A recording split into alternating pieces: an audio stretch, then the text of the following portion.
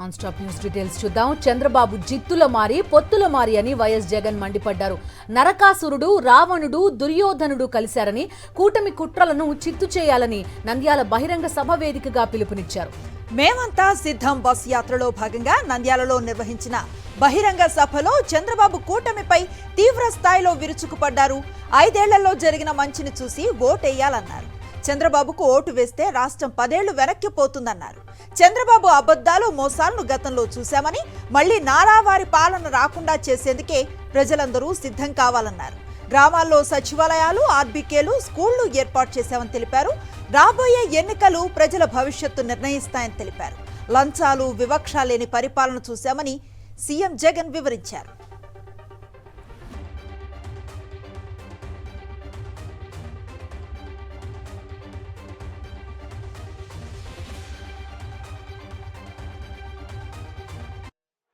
ఆలోచన చేసి సరైన నిర్ణయం తీసుకోండి అని చెప్పి ఈరోజు ఈ సభ ద్వారా రాష్ట్ర ప్రజలందరినీ కూడా ఈరోజు కోరుతా ఉన్నా.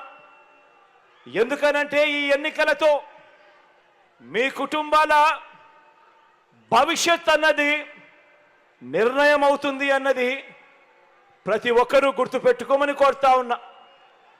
ఈ ఎన్నికలు మంచి చేసిన మనకు ఓ జైత్ర యాత్ర అయితే, మోసాల బాబు పార్టీకి ఈ ఎన్నికలు చివరి ఎన్నికలు కావాలి అని చెప్పి ఇక్కడ నుంచి పిలుపునిస్తా ఉన్నాను.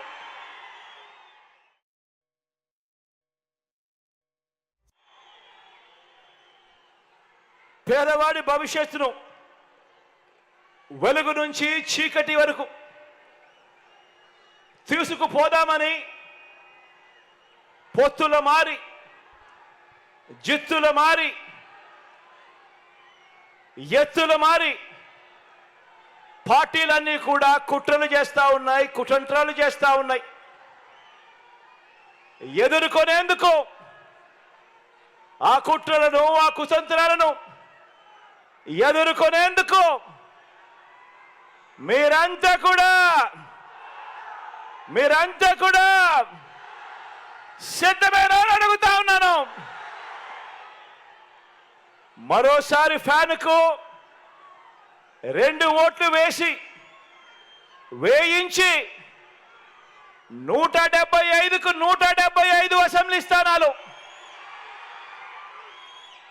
25 ఎంపీలకు 25 ఎంపీ స్థానాలు, మొత్తంగా 200 స్థానాలకు మొత్తంగా 200 స్థానాలు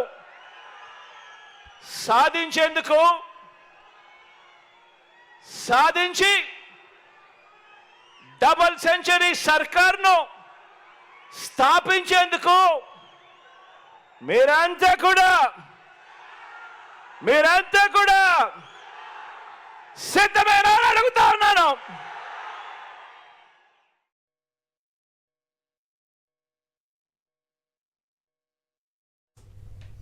వైఎస్ఆర్సీపీ అధినేత వైఎస్ జగన్ చేపట్టిన మేమంతా సిద్ధం బస్సు యాత్రకు దారి పొడవునా ప్రజలు ఘన స్వాగతం పలుకుతున్నారు. ప్రజలకు అభివాదం చేస్తూ యాత్రలో ముందుకు సాగుతున్నారు వైఎస్ జగన్. సీఎం జగన్ తో సెల్ఫీలు దిగేందుకు పోటీలు పడుతున్నారు. ప్రజలను ఆప్యాయంగా పలకరిస్తూ ముందుకు సాగారు. పలు చోట్ల స్వయంగా తానే ప్రజల దగ్గరకు వెళ్లి వారితో మాట్లాడారు. సీఎం వైఎస్ జగన్ ను చూసిన చాలా మంది ఒకప్పుడు పాదయాత్రలో జగన్ తమను పలకరించిన విషయాన్ని గుర్తు చేసుకున్నారు. ఇడుపులపాయలో మొదలైన సీఎం జగన్ బస్సు యాత్ర ఇచ్చాపురం వరకు కొనసాగనుంది. పాదయాత్ర తరహాలోనే చాలా మందిని కలుస్తున్నారు వైఎస్ జగన్. బస్సు యాత్ర ద్వారా మరోసారి ప్రజలకు తన పాదయాత్రను గుర్తు చేస్తున్నారు వైఎస్ జగన్.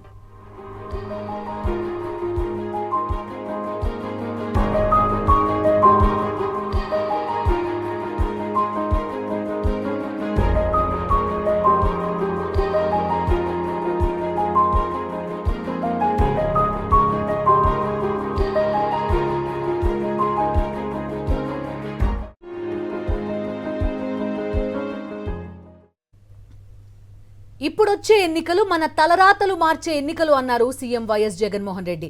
ప్రజలంతా భవిష్యత్తుకు ఓటేయాలని కోరారు. చేసిన మంచిని చూసి ఓటేయాలని కోరారు సీఎం వైఎస్ జగన్మోహన్ రెడ్డి. రెండో రోజు బస్సు యాత్రలో భాగంగా సీఎం జగన్ ఆళ్లగడ్డ నియోజకవర్గంలో ఎర్రగంట గ్రామ ప్రజలతో ముఖాముఖి నిర్వహించారు. డీబీటీ, నాన్ డీబీటీ ద్వారా జరిగిన మేలును గ్రామస్తులకు వివరించారు. వివిధ పథకాల ద్వారా ఎర్రగుంట్లలో 93.06% మందికి లబ్ధి చేకూరిందన్నారు. గతంలో ఎన్నడూ జరగని విధంగా గ్రామాలు బాగుపడ్డాయన్నారు. ఎక్కడా లంచాలు లేకుండా లబ్ధిదారులకు పథకాలు అందించామని చెప్పారు. గ్రామాల్లో ప్రభుత్వ స్కూళ్ల రూపురేఖలు మారిపోయాయన్నారు. తనకంటే ముందు చాలా మంది సీఎంలు పనిచేశారని, ఇంత చిన్నోడు చేసిన పనులను చంద్రబాబు చేయగలిగారా అని గ్రామస్తులను ప్రశ్నించారు. తన పాలనలో ప్రతి అక్కా చెల్లెమల ముఖంలో ఆత్మవిశ్వాసం కనిపిస్తోందన్నారు. మీ బిడ్డ పాలనలో మార్పు ఏ స్థాయిలో జరిగిందో ఆలోచించాలని కోరారు.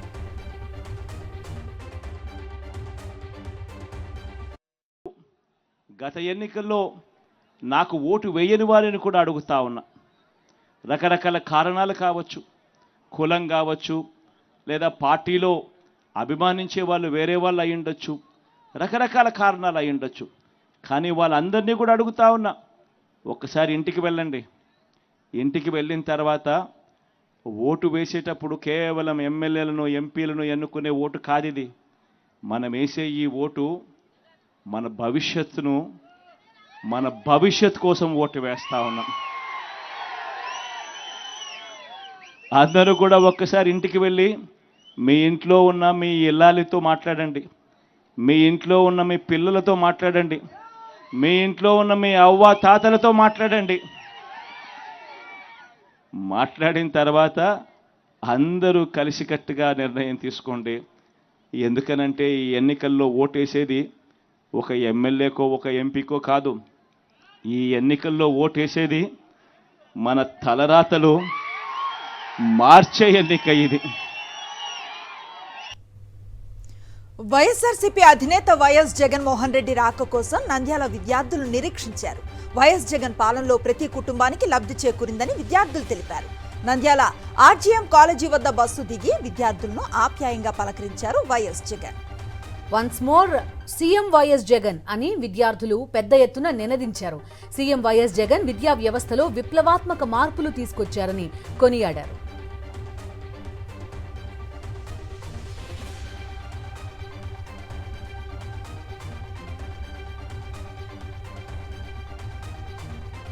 మేమంతా సిద్ధం బస్సు యాత్ర 3వ రోజు షెడ్యూల్ ప్రకటించారు వైఎస్ఆర్సీపీ రాష్ట్ర ప్రధాన కార్యదర్శి ఎమ్మెల్సీ తలసిల రఘురాం. రేపు ఉదయం 9 గంటలకు కర్నూలు జిల్లా పెంచికలపాడు నుంచి బస్సు యాత్ర ప్రారంభమవుతుంది. రామచంద్రాపురం, కోడుమూరు, హంద్రి, కైరవడి, గోనెగండ్ల మీదుగా రాళ్లదొడ్డి చేరుకుంటుంది. అక్కడికి చేరుకునే ముందే భోజన విరామం తీసుకుంటారు సీఎం జగన్. మధ్యాహ్న భోజన విరామం తర్వాత కడిమెట్ల మీదుగా ఎమ్మిగనూరులో వివర్స్ కాలనీ సొసైటీ గ్రౌండ్ దగ్గర బహిరంగ సభలో పాల్గొని ప్రసంగిస్తారు. సభ అనంతరం అరేకల్, ఆధుని క్రాస్, విరూపాపురం, బెణిగేరి, అస్పరి, చిన్నహుల్తి, పత్తికొండ బైపాస్ మీదుగా యాత్ర కొనసాగనుంది. అక్కడున్న కేజీఎన్ ఫంక్షన్ హాల్ కి దగ్గరలో ఏర్పాటు చేసిన శిబిరంలో రాత్రి బస చేస్తారు వైఎస్ జగన్మోహన్ రెడ్డి. చంద్రబాబు సభలకు జనం రానంటున్నారు. వచ్చిన టీడీపీ నేతలు, కార్యకర్తలు కూడా ఆయన ప్రసంగాలు వినలేక మధ్యలోనే వెళ్లిపోతున్నారు. అనంతపురం జిల్లా రాప్తాడులో చంద్రబాబు సభకు జనం కరవయ్యారు. ఎన్నికల ప్రచారంలో భాగంగా రాప్తాడులో సభ నిర్వహించగా జనం లేక వెలవెలబోయింది. సభ ప్రాంగణం ఖాళీగా ఉండటంతో నేతలపై చంద్రబాబు అసహనాన్ని వ్యక్తం చేశారు. అటు చంద్రబాబు మాట్లాడుతూ ఉండగానే టీడీపీ నేతలు, కార్యకర్తలు అక్కడి నుంచి వెళ్లిపోయారు.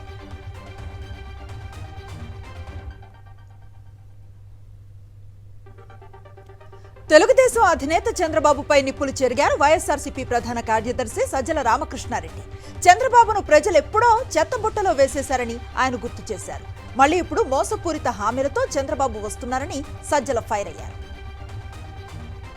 తాను ఏ ద్రోహాలు చేశాడు, ఏ పాపాలు చేశాడు రాష్ట్రానికి, రాష్ట్ర ప్రజలకు, ఉమ్మడి రాష్ట్రంగా ఉన్నప్పుడు, తర్వాత డివైడ్ అయ్యాక ప్రజల అవకాశం ఇచ్చిన 14-19 మధ్య, అలాగే రాష్ట్రాన్ని ఎట్లా ముంచినాడు, మొత్తం at the cost of entire state తాను కొన్ని తరాలు తిన్నా తరగనంత దోచుకున్నాడు తాను కానీ తన కోటరి. ఇవన్నీ జగన్మోహన్ రెడ్డి గారికి ఆపాదించాలని ఈరోజు చూస్తున్నాం. జనం గుర్తించినారని తెలిసినా సరే, జనం ఆల్రెడీ గుర్తించి రిజెక్ట్ చేశారని తెలిసినా సరే, తన ఊకతంపుడు దీంట్లో అంటూనే ఉన్నాడు. తన లక్షణాలన్నీ జగన్మోహన్ రెడ్డి గారికి ఆపాదించాలని చూస్తున్నాడు. అవి జనం లెక్కలేక వేసుకోవట్లేదు, రిజెక్ట్ చేశారు. అందుకే ఆయన సభలు ఎట్లా జరుగుతున్నాయో చూస్తున్నారు. కెమెరాలకు ఫిట్ అయ్యేట్టు, కెమెరా సరిగ్గా సరిపోయేటట్టు స్ట్రీట్స్లో. అలాగే జగన్మోహన్ రెడ్డి గారు కదిలితే జనం ఎట్లా నీరాజనం పడుతున్నారు అది కూడా మీరు. గుంటూరు జిల్లా పొన్నూరు నియోజకవర్గంలో ఓటర్లను ప్రభావితం చేయడానికి టీడీపీ అభ్యర్థి ధూళిపాళ నరేంద్ర భారీ స్కెచ్ వేశారు. ఓటర్లకు పంచేందుకు దాదాపు 610 సైకిల్స్ ని చింతలపూడిలోని ఒక పాడుబడిన రైస్ మిల్లో డంప్ చేశారు. ధూళిపాళ వీరయ్య చౌదరి చారిటబుల్ ట్రస్ట్ ద్వారా పంపిణీ చేయడానికి సైకిళ్లు సిద్ధం చేసినట్టుగా తెలుస్తోంది. విషయం తెలుసుకున్న ఎన్నికల అధికారులు సైకిళ్లను స్వాధీనం చేసుకున్నారు.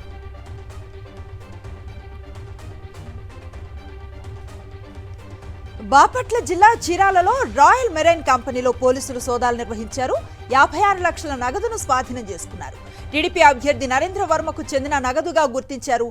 ఫ్యాక్టరీలో ప్రస్తుతం సోదాలు కొనసాగుతున్నాయి.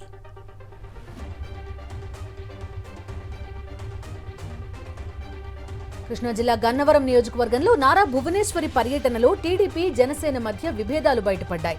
తన పర్యటనలో పవన్ కళ్యాణ్ గురించి మాట్లాడేందుకు నిరాకరించిన భువనేశ్వరి తీరుపై జనసేన కార్యకర్తలు అసహనం వ్యక్తం చేస్తున్నారు.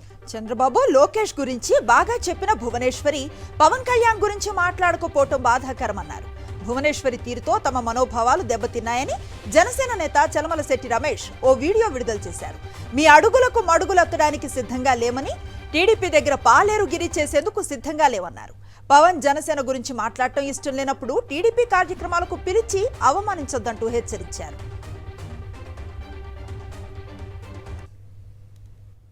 ఆంధ్ర రాష్ట్రం మొత్తం కూడా తెలియపరుస్తున్నా, అయ్యా తెలుగుదేశం నాయకులకి ముఖ్యంగా నేను మనవి చెప్పుకుంటున్నా, మీ కింద మేము అడుగులకి మడుగులెత్తాల్సిన అవసరం ఏ కోశాన లేదు, ఖచ్చితంగా లేదు. జన సైనికుల గురించి కానీ, జన సైనికుల గురించి కానీ, వేరే మహిళల గురించి కానీ ఒక్క మాటైనా చెప్పని లెక్కలో అయితే మమ్మల్ని పిలవబాకండి. ఈ రాష్ట్రం మొత్తం కూడా మమ్మల్ని అవమానించబాకండి. అవమానం భరించడానికి మేము సిద్ధంగా లేము. అర్హత ఉండి ప్రభుత్వ సంక్షేమ పథకాలు అందలేదని గుడివాడలో ఒక్కరు చెప్పినా వచ్చే ఎన్నికల్లో పోటీ చేయనని సవాల్ చేశారు ఎమ్మెల్యే కొడాలి నాని. 20 సంవత్సరాల పేదల ఇళ్ల స్థలాల అప్పును రూపాయి కట్టించుకుని రద్దు చేసిన ఘనత సీఎం జగన్దే అన్నారు. గుడివాడ పట్టణం 4వ వార్డులో ఎన్నికల ప్రచారం నిర్వహించారు ఆయన. శ్రీపురంలో వైఎస్ఆర్సీపీ శ్రేణులు కొడాలి నానికి గజమాలలతో ఘన స్వాగతం పలికారు. 5 ఏళ్లుగా సీఎం జగన్ అందించిన సంక్షేమ పాలనను వివరిస్తూ ముందుకు సాగారు. వైఎస్ జగన్ ప్రభుత్వ పాలన దేశ చరిత్రలోనే రికార్డుగా నిలిచిపోతుందన్నారు. స్థలం రాలేదనో లేకపోతే టిట్కో ఇళ్ళు ఇవ్వలేదనో మేము లబ్ధిదారులం, మాకు ఇళ్ళు రాలేదు అని చెప్పి ఒక్క వ్యక్తి కూడా నన్ను అడగలేదు. అదేవిధంగా ఒక్క వ్యక్తి కూడా మేము అర్హులం, మాకు పెన్షన్ రావటం లేదని చెప్పి అడిగినటువంటి పరిస్థితి లేదు. జగన్మోహన్ రెడ్డి గారు ఇస్తున్నటువంటి ఏ లబ్ధిదారుడు కూడా మాకు రాలేదు, మేము ఇబ్బంది పడ్డాం ఈ ప్రభుత్వంతో అనే ఒక మాట కూడా చెప్పలా. నెల్లూరు జిల్లా సీతారామపురంలో నెల్లూరు పార్లమెంట్ వైఎస్ఆర్సీపీ అభ్యర్థి విజయసాయిరెడ్డి, ఉదయగిరి అసెంబ్లీ వైసీపీ అభ్యర్థి మేకపాటి రాజగోపాల్ రెడ్డితో కలిసి ఎన్నికల ప్రచారంలో భాగంగా భారీ ర్యాలీ నిర్వహించారు. ఈ ర్యాలీకి భారీ సంఖ్యలో ప్రజలు హాజరయ్యారు. ఎండను సైతం లెక్క చేయకుండా జై జగన్ నినాదాలతో హోరెత్తించారు. 14 ఏళ్లు సీఎంగా ఉన్న చంద్రబాబు నెల్లూరుకు చేసిందేం లేదని విమర్శించారు విజయసాయిరెడ్డి. నియోజకవర్గంలో సాగునీరు, తాగునీరు సమస్యలకు త్వరలోనే శాశ్వత పరిష్కారం చూపిస్తామని హామీ ఇచ్చారు. వైఎస్ జగన్మోహన్ రెడ్డి 5 ఏళ్ల పాలనలో సంక్షేమ రాజ్యం, అభివృద్ధి రాజ్యం నడిచిందన్నారు. 4 సంవత్సరాలు పరిపాలన అందించాడు. నికృష్టమైనటువంటి పాలన, కరువు కాటకాలతో విలవిల్లాడినటువంటి 14 సంవత్సరాల పాలన, అది మరిచిపోవద్దు. తిరిగి అటువంటి పాలన మనకు వద్దు. జగన్మోహన్ రెడ్డి గారి పరిపాలన 5 సంవత్సరాల పరిపాలన, సంక్షేమ రాజ్యం, అభివృద్ధి రాజ్యం, అభివృద్ధి ప్రధానంగా లక్ష్యంగా పెట్టుకొని మనం ముందుకెళ్తా ఉన్నాం. విశాఖ పోర్ట్ డ్రగ్స్ కేసులో సిబిఐ విచారణ స్పీడ్ గా సాగుతోంది. బ్రెజిల్ శాంటోస్ పోర్ట్ నుంచి బయలుదేరిన నౌక ట్రావెలింగ్ పై దృష్టి పెట్టారు అధికారులు. డ్రగ్స్ ని తీసుకొచ్చిన నౌక ప్రయాణం ఎలా సాగింది, ఎందుకు 2 రోజులు ఆలస్యమైంది, కొలంబో మార్గంలో ఏవైనా సీల్ ట్యాంపరింగ్ జరిగిందా అనే కోణంలో ఎంక్వైరీ చేస్తోంది సిబిఐ. సంధ్య ఆక్వా సంస్థ దిగుమతులపై క్షుణ్ణంగా పరిశీలిస్తున్నారు అధికారులు. బ్రెజిల్ నుంచి వచ్చిన నౌకపైనే సిబిఐ ఫోకస్ పెట్టింది. రావాల్సిన సమయం కంటే 2 రోజుల ఆలస్యంగా ఎందుకు వచ్చిందనే కోణంలోనూ దర్యాప్తు చేస్తున్నారు. బ్రెజిల్ నుంచి డ్రై ఈస్ట్ కొనుగోలు చేసినట్లుగా వార్తలు రావడంతో సిబిఐ అప్రమత్తమైంది. అక్కడి నుంచే పరిశోధించేందుకు దర్యాప్తు బృందాలు బ్రెజిల్ వెళ్లినట్టుగా తెలుస్తోంది. 10 రోజుల నౌక ప్రయాణంపై ఉత్కంఠ నెలకొంది. అసలు ప్యాకేజింగ్ లోనే డ్రగ్స్ కలిశాయా లేదంటే మార్గ మధ్యలో చేరాయా అనే కోణంలో సిబిఐ దర్యాప్తు మొదలైంది. షెడ్యూల్ ప్రకారం ఈజిప్ట్లోని డామిటా కంటైనర్ టెర్మినల్ కు, ఆ తర్వాత సూయిజ్ కెనాల్లో బెర్తింగ్ కావాల్సి ఉంది. అయితే ఆ 2 పోర్టులకు వెళ్లకుండా స్కిప్ కాలింగ్ చేశారు. దీంతో సిబిఐ అధికారులు లోతుగా ఆరా తీస్తున్నారు.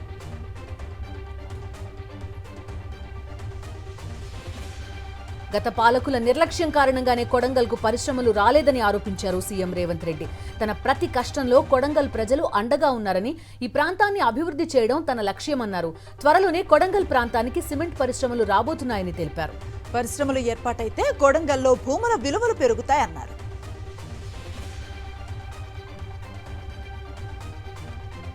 బీఆర్ఎస్ కు మరో బిగ్ షాక్ తగిలింది. తాను పార్టీ మారుతున్నానని కేసీఆర్ కు చెప్పేశారు ఆ పార్టీ నేత ఎంపీ కె కేశవరావు.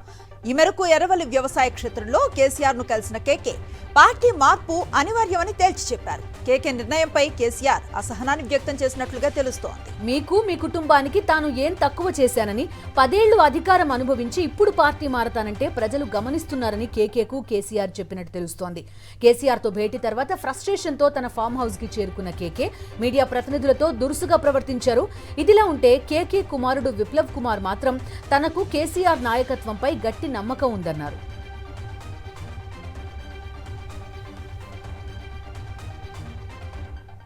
ఢిల్లీకి, హైదరాబాద్ కు తిరగడం తప్ప రైతులను పరామర్శించే సమయం సీఎం రేవంత్ రెడ్డికి లేదని విమర్శలు గుప్పించారు మాజీ మంత్రి కేటీఆర్. కాళేశ్వరం, కేసీఆర్ పై కడుపు మంటతో మేడిగడ్డ రిపేర్ చేయకుండా అన్నదాతలను ఇబ్బంది పెడుతున్నారని ఆరోపించారు. రాజన్న సిరిసిల్ల జిల్లా తంగళ్లపల్లి మండలం సారంపల్లి గ్రామంలో ఎండిన వరి పొలాలను పరిశీలించారు కేటీఆర్. ఇప్పటికైనా రైతులను ఆదుకోవాలని తెలంగాణ ప్రభుత్వాన్ని డిమాండ్ చేశారు. మరి రేవంత్ రెడ్డి చెప్పిండు, కౌలు రైతులకు కూడా రైతు భరోసా ఇస్తా, రైతు కూలీలకు కూడా పైసలు ఇస్తా అన్నాడు. రుణమాఫీ లేదు, కౌలు రైతులకు పైస లేదు, రైతు కూలీల ముచ్చటనే లేదు. ఆఖరికి ముఖ్యమంత్రికి పంట పొలాలకు వచ్చి రైతులను పరామర్శించే తీరిక లేదు. ఇప్పటి వరకు గత 4 నెలలుగా చేసింది ఏంటంటే 14-15 సార్లు ఎక్కే విమానం, దిగే విమానం అన్నట్టు ఢిల్లీకి జాతరలు చేసుడు, యాత్రలు చేసుడు తప్ప ఇంతవరకు రైతు పొలాల దిక్కు చూసిన పాపాన కూడా ఈ ముఖ్యమంత్రి గాని ఆయన మంత్రులు గాని పోలేదు. మహబూబ్ నగర్ స్థానిక సంస్థల ఎమ్మెల్సీ ఉప ఎన్నికల పోలింగ్ ప్రశాంతంగా ముగిసింది. మొత్తం 1439 ఓట్లకు గాను 1437 ఓట్లు పోలయ్యాయి. 99.86% ఓటింగ్ నమోదైంది. ఉమ్మడి మహబూబ్ నగర్ జిల్లాలో 10 పోలింగ్ కేంద్రాల్లో ఉదయం 8 గంటల నుంచి 4 గంటల వరకు పోలింగ్ ను నిర్వహించారు. ముఖ్యమంత్రి రేవంత్ రెడ్డి ఎక్సాఫిషియో మెంబర్గా కొడంగల్ ఎంపీడీఓ కార్యాలయంలో ఏర్పాటు చేసిన పోలింగ్ కేంద్రంలో తన ఓటు హక్కు వినియోగించుకున్నారు. అనుకున్నట్టుగానే క్యాంపుల్లోకి వెళ్లిన ఓటర్లంతా నేరుగా ప్రత్యేక వాహనాల్లో పోలింగ్ కేంద్రాలకు తమ నేతల ఆధ్వర్యంలో వచ్చి ఓటేశారు. మొత్తంగా ఎలాంటి అవాంఛనీయ సంఘటన జరగకుండా ఎన్నికలు పూర్తి కావడంతో అధికారులు ఊపిరి పీల్చుకున్నారు. వచ్చే నెల 2న కౌంటింగ్. ఇదిలా ఉంటే గెలుపుపై కాంగ్రెస్, బీఆర్ఎస్ పార్టీల అభ్యర్థులు ధీమాగా ఉన్నారు.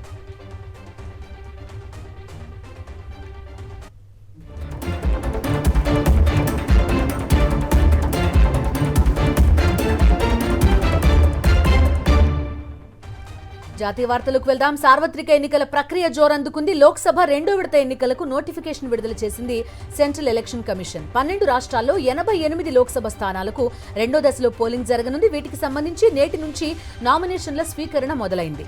నామినేషన్స్ సమర్పణకు ఏప్రిల్ 4 చివరి తేదీ. ఏప్రిల్ 26న లోక్సభ ఎన్నికల 2వ విడత పోలింగ్ నిర్వహించనుంది ఈసీ. అస్సాం, బీహార్, ఛత్తీస్గఢ్, జమ్మూ కాశ్మీర్, కర్ణాటక, కేరళ, మధ్యప్రదేశ్, రాజస్థాన్, త్రిపుర, యూపీ, బెంగాల్లో 88 ఎంపీ స్థానాలకు పోలింగ్ జరగనుంది. లిక్కర్ కేసులో అరెస్ట్ అయిన ఢిల్లీ సీఎం కేజ్రీవాల్ ఈడీ కస్టడీని పొడిగించింది. రౌజ్ అవెన్యూ కోర్టు మరో 4 రోజులు కస్టడీ పొడిగిస్తూ తీర్పును వెలువరించింది. దీంతో ఏప్రిల్ 1 వరకు ఈడీ రిమాండ్లో ఉండనున్నారు కేజ్రీవాల్. గోవా ఆప్ నేతలతో కలిసి ఆయన్ను విచారిస్తామని కోర్టుకు తెలిపింది ఈడీ. ఇప్పటికే గోవా ఆప్ నేతలకు నోటీసులు ఇచ్చింది దర్యాప్తు సంస్థ. మద్యం కుంభకోణంలో కేజ్రీవాల్ 100 కోట్లు ముడుపులు డిమాండ్ చేశారన్న ఈడీ హవాలా సొమ్మును గోవా ఎన్నికల్లో ఖర్చు చేసినట్టు తమ వద్ద పత్రాలున్నాయని రిమాండ్ రిపోర్టులో పేర్కొంది.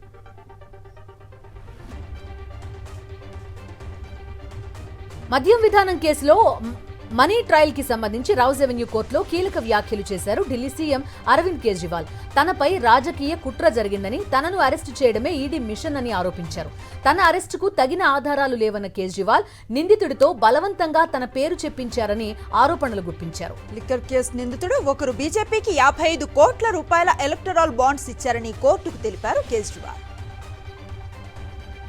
like to say on this LG कह रही सरकार जेल से नहीं चलेगी. ये एक पॉलिटिकल षड्यंत्र है, जनता इसका जवाब देगी. What would you like to say on this LG कह रही सरकार जेल से नहीं चलेगी. ये एक पॉलिटिकल षड्यंत्र है, जनता इसका जवाब देगी.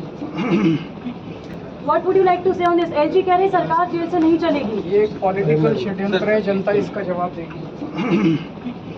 What would you like to say on this LG कह रही सरकार जेल से नहीं चलेगी. ये एक पॉलिटिकल లిక్కర్ పాలసీ స్కామ్ కేసులో అరెస్ట్ అయిన ఢిల్లీ సీఎం అరవింద్ కేజ్రీవాల్ కు హైకోర్టులో ఊరట దక్కింది. జైలు నుంచి పాలనను సవాల్ చేస్తూ దాఖలైన ప్రజా ప్రయోజన వ్యాజ్యాన్ని కొట్టేసింది ఉన్నత న్యాయస్థానం. జైలు నుంచి పాలించకూడదనే రాజ్యాంగ నిబంధన ఏమీ లేదని స్పష్టం చేసింది. ఈ విషయంలో న్యాయపరమైన జోక్యం అవసరం లేదని తేల్చి చెప్పింది. ఈ మేరకు కేజ్రీవాల్ ని ముఖ్యమంత్రిగా తొలగించాలంటూ దాఖలైన PIL ని డిస్మిస్ చేసింది ఢిల్లీ హైకోర్టు.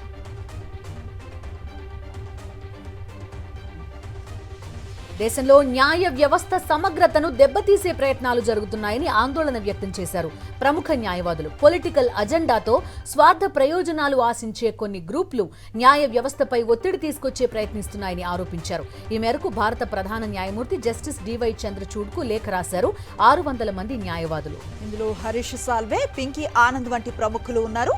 కోర్టు నిర్ణయాలు తమకు అనుకూలంగా రాకపోతే వెంటనే బహిరంగ విమర్శలకు దిగటం, సోషల్ మీడియాలో అవాస్తవాలను ప్రచారం చేస్తూ న్యాయమూర్తులపై ఒత్తిడి తీసుకువచ్చే ప్రయత్నాలు చేస్తున్నారని లేఖలో ఆరోపించారు లాయర్లు. వ్యక్తిగత రాజకీయ కారణాలతో కోర్టు ప్రతిష్టను దెబ్బతీసే ఇలాంటి ప్రయత్నాలను ఎట్టి పరిస్థితుల్లో అనుమతించకూడదని, దీనిపై కఠిన చర్యలు తీసుకోవాలని సుప్రీంకోర్టును కోరుతున్నట్లుగా లేఖలో పేర్కొన్నారు ప్రముఖ న్యాయవాదులు.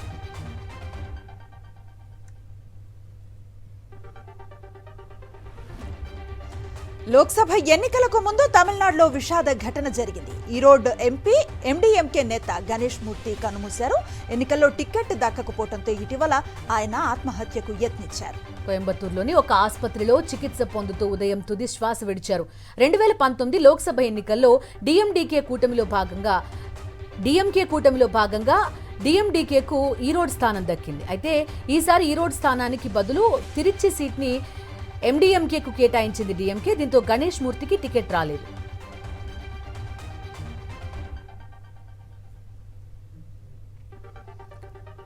భారత్లో త్వరలోనే బుల్లెట్ రైల్ పరుగులు తీయనుంది. ముంబై అహ్మదాబాద్ మార్గంలో 508 కిలోమీటర్ల మధ్య ట్రాక్ నిర్మాణ పనులు శరవేగంగా సాగుతున్నాయి. తొలిసారిగా ట్రాక్ కి సంబంధించిన వీడియోను కేంద్ర రైల్వే శాఖ మంత్రి అశ్విని వైష్ణవ్ X హ్యాండిల్ ద్వారా విడుదల చేశారు.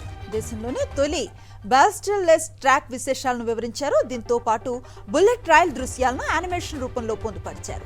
మేక్ ఇన్ ఇండియా కింద నిర్మిస్తున్న ఈ ట్రాక్లు బ్యాలిస్టలెస్ గా ఉన్నాయని, కంకర, కాంక్రీట్ కోణాల అవసరం లేని ట్రాక్లున్నాయని అశ్విని వైష్ణవ్ చెప్పారు. హై స్పీడ్ రైళ్ల బరువును భరించేందుకు ప్రత్యేకంగా ట్రాక్ నిర్మిస్తున్నట్లుగా తెలిపారు. ఈ ట్రాక్ లో వేగం గంటకు 320 కిలోమీటర్లు ఉంటుందని వైష్ణవ్ చెప్పారు.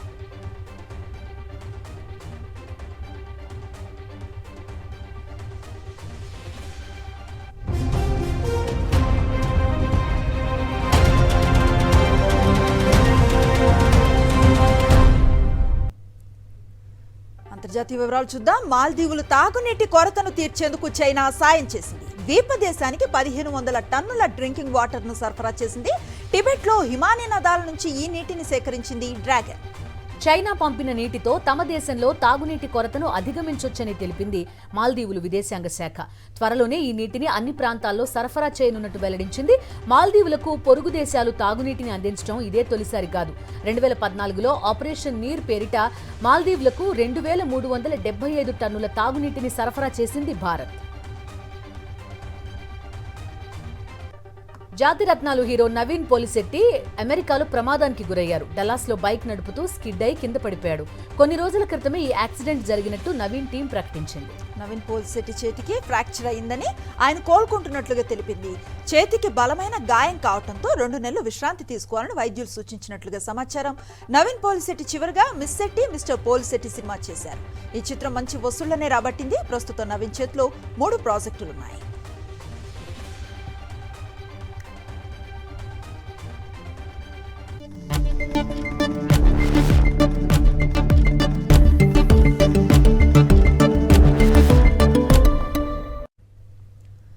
బిజినెస్ అప్డేట్స్ చూద్దాం. దేశీయ స్టాక్ మార్కెట్స్ మంచి లాభాలతో ముగిశాయి. ఉదయం లాభాలతో ప్రారంభమైన దేశీయ బెంచ్ మార్క్ స్టాక్ సూచీలు ట్రేడింగ్ సెషన్ సానుకూలంగా ముగించాయి. 219.85 పాయింట్లు లాభపడి 22,343.50 వద్ద స్థిరపడింది. అలాగే బీఎస్ఈ సెన్సెక్స్ 655.04 పాయింట్లు జంప్ చేసింది. 73,651 పాయింట్ల వద్ద ముగిసింది. లార్జ్ క్యాప్, మిడ్ క్యాప్ స్టాక్లు లాభపడడంతో విస్తృత సూచీలు సానుకూలంగా ముగిశాయి. మీడియా స్టాక్స్ నష్టాలను చూడగా ప్రభుత్వ బ్యాంకులు, ఆటో స్టాక్స్ ఇతర రంగాల సూచీల కంటే మెరుగైన పనితీరు కనబరిచాయి.